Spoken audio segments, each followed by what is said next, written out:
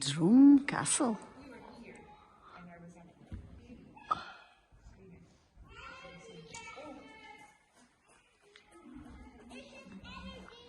Hmm?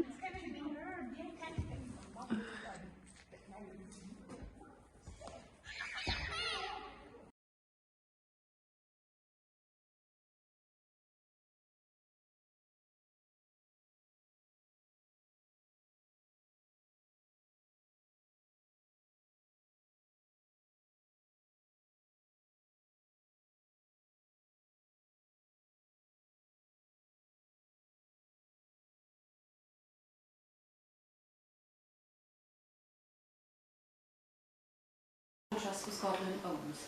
And I say technically because in truth it is only thanks to the lower half of the big medieval tower that you have seen in the courtyard. This would have been built somewhere around 1286, we think as a hunting lodge for the kings of Scotland to enjoy the hunting ground of the royal forest at Deeside. It then passed down through the hands of various kings until it reached the hands of King Robert the Bruce, who in turn decided to give it to a very loyal supporter of his, William de Irwin, the first of our line of Irwins. William had been serving King Robert for about 20 years when he got granted, as a little thank you gift, the tower and estate of Drum by royal charter in 1323. So he moved it with his family.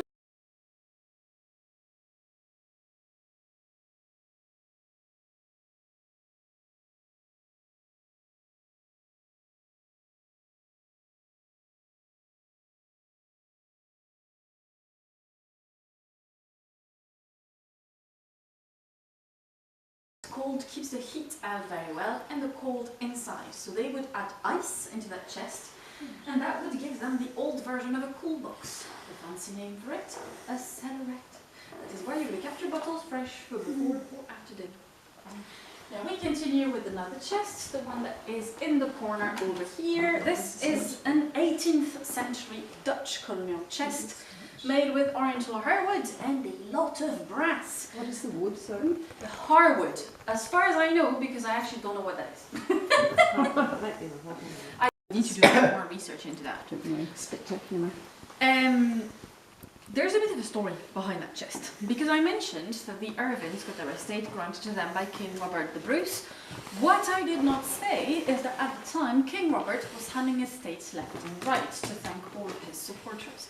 So he did not exactly notice that some of the land he had granted to the Irvins of Drum overlapped with land he had granted to the Burnets of Crathis, which is 10 minutes down the road. Unsurprising.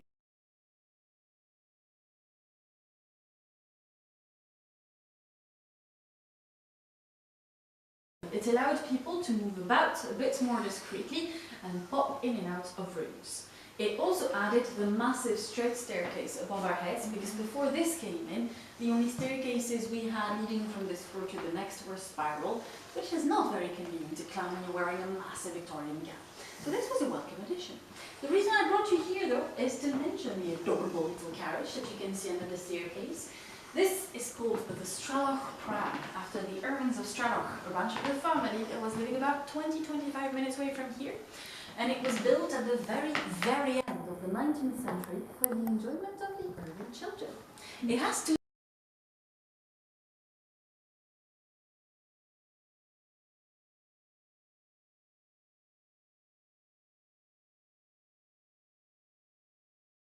in the medieval tower.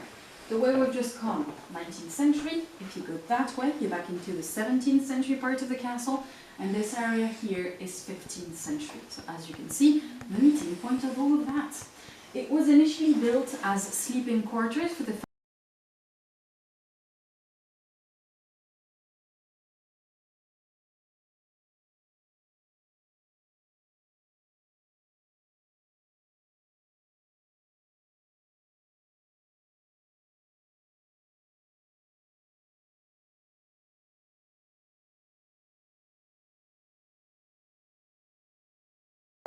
diagram I have with me, you will see that we are in the center of the tower. There is one little room below us, which is a little cellar, and above us there is another hall that is slightly larger than this one. There is a photograph of the top hall on the table behind me. You will see that it is still in its bare stone aspect. The other thing you might notice when you have a look at the diagram is that the lower down you go, the thicker the walls are. That is for defense purposes, of course.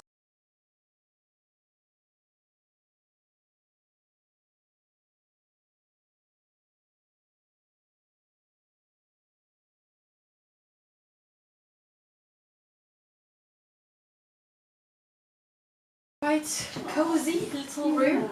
There's a good reason why this room specifically is the business room, and that is the door in the corner. It is actually a fully metal door, which is quite solid. Behind it, a little landing, and then a second fully metal door. Behind that second one, a small room with small barred windows, which was the monuments room. Said otherwise, a room in which the archives, charters, paperwork, and the cash of the castle was kept.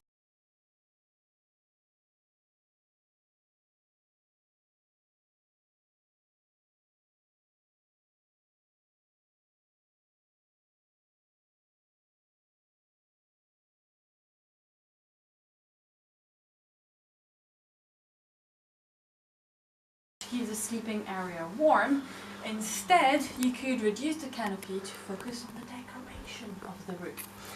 Second, in the little closet over there, you will see some accessories to Victorian costume, like top hats, hat boxes, glove hangers, tie hangers, and robe hanger. What do I mean by that? It's the T-shaped one. In court, because that is a court accessory, you would have had a servant holding it by the wooden handle.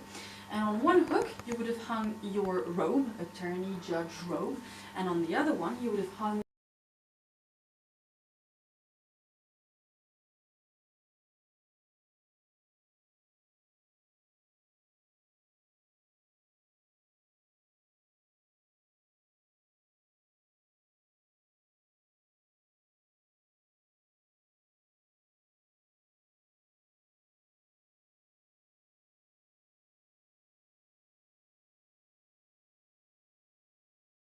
bed, so just before the Victorian times, in the early 19th century. You might notice that the bed itself is quite high. There are some practical reasons behind that. It is a bit of storage space underneath, but mostly having a buffer space between the floor and the bed helped with heat conservation.